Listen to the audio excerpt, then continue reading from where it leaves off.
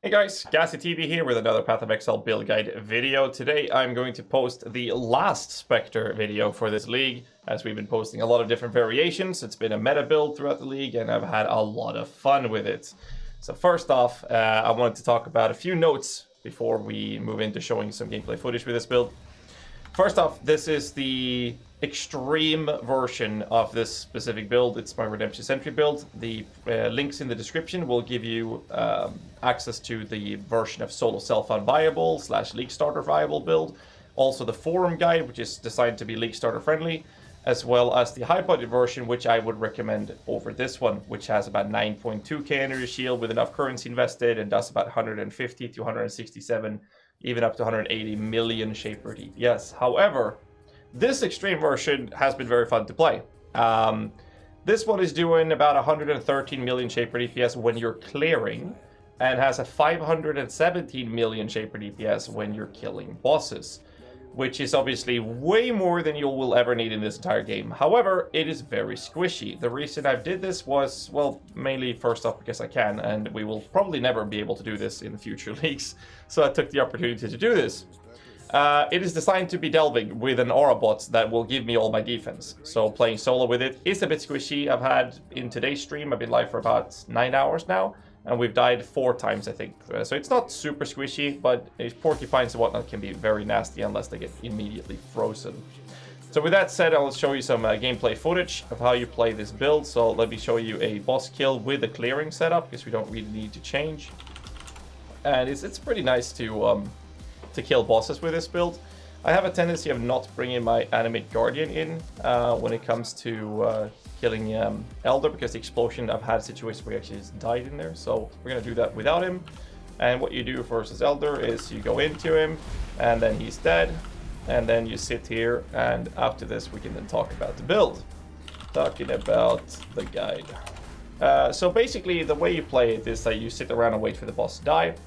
The build is kind of squishy in this version, but does a significant amount of DPS, and with that in mind, you're able to kill everything in the game, but it's squishy. So with an aurabot, it's perfectly fine to cover your defenses with, and then obviously you'll have your stupid single target damage. So once this boss is down, I'll show you how to kill a boss, or how this build kills a boss before the game even has time to react, to send the information to the client, to the server, to inform them that the boss is dead before it spawned. Besides this, it's been very fun. I would say that the budget to play this build is about the same as playing the high budget version with motherfucker. All right. It's about the same as playing the high budget version with energy shield, which is obviously a much more preferred playstyle in my opinion. But if you want to go crazy, this is the way to do it. But you lose out on about 4,000 energy shield, so it's obviously a lot squishier. What else is there to say about it? There's some curse mechanics changes compared to the other build guide. I'm not going to prolong this video too much. I'm just going to show you some footage and talk about the changes and the differences between this version and the other high budget version. If you want to have a more in-depth version of it, then I would recommend that you watch the video in the description instead. So the difference is mainly the fact that instead of applying 3 curses, we are applying 2 curses. Sorry, 4 curses. 4 curses. And the way we do this is very simple. Unlike the tankier high budget version, we are, nice lag game, we are actually speccing into Whispers of Doom up here, allowing us to apply an additional curse. This allows us to apply 2 curses. We are using Awaken Curse and Hit, which gives us an additional one. This allows us to apply 3 curses. These curses are Projectile Weakness, Frostbite, and Assassin's Mark, which I haven't corrupted yet. So we're going to make sure we do that. And basically, 21, thank you very much. Beautiful. So basically, we have 3 curses. And the way we apply a 4th curse, obviously I'll leave a link in the description below to the Animate Guardian video describing all the mechanics around it, as well as the ways you can apply curses with them. So we are running a quadruple curse Kingmaker Masculine Stitch Demon setup on him. So what that means is that we're using Kingmaker for crit multi and as well as Fortify, and then the helmet is Masculine Stitch Demon, which provides the defense for him. He's regenerating quite a lot of HP per second, and that's basically his defensive stats. And then the tricky part comes in. For him, if you're running a triple curse setup, which the normal high-bodied version is doing, you will have to use 2 curses from yourself. In either you spec Whispers of Doom or you use something like Awaken Curse and Hit, and it applies 2 curses. For your Guardian to apply a 3rd curse, to not have any of the curses overrolling one another, you will need to make sure the Guardian is able to apply 3 curses. The curse comes from a corrupted implicit pair of gloves, and the 3 different items you can use that gives him additional curse is Windscreen Boots. I'm going to show them here on the market so you guys can see how much they cost as well. So Windscreen Boots allows me to apply an additional curse, so you can use these as a pair of boots. You can use Vixen's Entrapments, if I can find them here. Vixen Entrapments allows the Guardian to apply an additional curse. However, the gloves is the piece that has the curse. So if you use Vixen's Entrapments, which you have to do for this version, you also have to do a search for Elemental Weakness on Hit as an implicit corruption on the Vixen's Entrapments, which are very, very expensive. Now, I have these with level 12, and I paid more than I would care to admit to get them. And then the 3rd item that you can use is a body armor, either Hunter influenced or Delve drop that has additional curse. And this is pretty simple. However, for the Guardian, you want to use these with the availability of bench crafting Life as Extra Energy Shields. You want to have this with an open prefix. You'd rather have some extra life, and preferably you also want some chaos rest on him, so either you craft it or you purchase it, completely up to you. But this is the type of items you can use. So for a triple curse setup, you apply 2 curses yourself, and you use 2 out of these 3 items on the Guardian to apply 3 curses. In this version, I am using 3 curses, which forces me to use every single source to apply additional curses to the Guardian, which means Windscreen Boots, a curse and hit chest piece, as well as Vixen Entrapments with the curse, so that he is able to apply 4 curses, and therefore he is applying the 4th curse, and I'm applying the first 3. So that's basically the mechanic of that. The other differences is the tree. The tree is a little bit trickier. Basically, the differences between this one and the tankier high body version, which is honestly a better style, is that we've dropped all the energy shield in this side of the tree. We've also dropped the energy shield from this side of the tree, and we spec'd Whispers of Doom. And what we did with the points that we got was that we took this long route that gives us some dexterity and took another cluster jewel. I've also taken away every single energy from Naught jewel from the tree. Easier to show you in this one. So basically all the energy from Naught has been taken away from the tree and instead replaced with some big dick ghastly jewels. These jewels are very straightforward. That's easy to show in game. So basically you want to make sure that you get jewels that look like something like this. You want to have a high energy shield to get some sort of defense into the build. You can change the energy shield roll for something like added flat cold damage to the minions, but the difference wasn't that big, so I'd rather keep the energy shield to have some defense. And then you want to have minion damage when you've used a minion shield recently, as well as minion attack speed, and as well as a tier 2 or higher flat physical to the minions.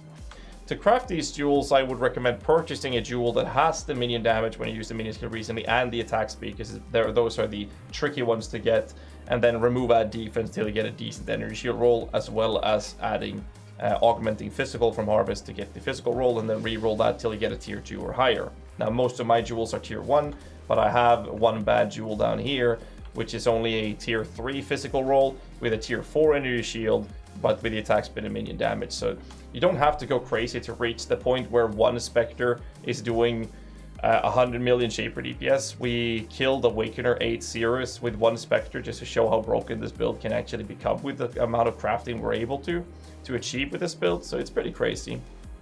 But that's basically the differences. The medium cluster jewels are exactly the same. Vengeful, Precise Commander, large one that we add here, same thing there. Renewal with Vicious Bite, as well as getting a Race and Pillage so that it ends up on the middle slot here, because we're saving points by not speccing that.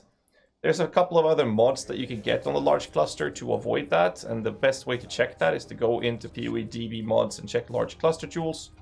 And I'll explain how to guarantee that the mod that you don't want ends up in the further spot here. Basically, they are going clockwise from the mod list. If you look at this jewel, it says Race and Pillage, Renewal, Vicious Bite. And this is not the list of orders you're looking at. You're going to have to check PVDB. And the first one will be the first to the left, well, clockwise. And the second one here, and third one here. So what you do with minion damage rolls is that you look at renewal, which is the top one. So renewal, if there's a renewal on this duel, that will always land on the first spot to the left. So go in here, and the first step would be renewal. And then you want to have Vicious Bite, which is down here. This means that any modifier that you get that you want here would have to be any of these ones right there. So Race and Pillage, Rotten Claws, Call to Slaughter, or Skeletal Atrophy, which you can easily sort with Augment Attack, Augment Caster Attack, Augment Fist, Augment Chaos. Any of these crafts would actually be able to guarantee that this mod would land in the bad wasted spot, which we're not going to waste points on. And that's basically the differences between the tankier high body version, which again is better, versus the squishier version, which is best played with an aurabot to get the defense for. But this is also a build that does 517 million shaper DPS. I'll show you the DPS calculations right here. So this is a single target setup, non-inflated, 103,529,339.1 times 5. So that's 517.6 million shaper DPS, and the way that looks when you're killing Oshabi, it looks like this. I'll show you that real quick. This is a solo kill versus Oshabi with this build with single target setup. And make sure you don't blink now, boys. It's pretty comfortable. Pretty comfortable. So we can slow that down, and I'll show you the kill speed, what I mean with the server not reacting. So as you can see here, the boss becomes targetable, and when this happens, my minions will then turn around and start their attack. So first they have to aggro and actually see a target, then turn around to it, and then start the attack. And as you can see here, the first hit is killing the boss, and he's still alive in here. This is the process where the boss is actually exploding into loot, but he's already dead from one hit, which is absolutely insane. The average damage per minion is a 46.8 million average hit damage with 2.21 attacks per second. So how would this look when you go clearing? Since clearing, you want to skip both Deathmark, the vicious projectile, and the elemental damage. You use Feeding Frenzy with Fork and GMP. The DPS is drastically lower, so you're only doing... let's see if we can get that calculation done. So you're only doing 113 million shaper DPS when you're clearing, and for those of you who are unfamiliar with these numbers, the DPS required to comfortably clear a tier 16 map in this game is around 150,000 shaper DPS. These minions are doing 113 million during clearing. So that's basically the way this build works. It's been very fun. Delve-wise, we are currently looking at depth, let's see, 772. And this is achieved with an aurabot to make up for the defense. I've had a lot of fun, but like I said, I would say that the high body version with the high energy shield is much more sturdier, and I mean, after 50 million shaper DPS, you don't really notice that much the difference between this and something that does half this DPS, for example. Anyways, I've had a lot of fun with this league. Hope you guys enjoyed it. And I'm going to be posting more information of how I make currency, more guides about that. We just hit about 1,000 Exalteds in game. So tomorrow I'll make a video on how I made my currency, try to help some people out there. And yeah, make sure you like the video and subscribe for more content like this and for currency and crafting. And see you guys next time. So till then, stay safe and keep rocking.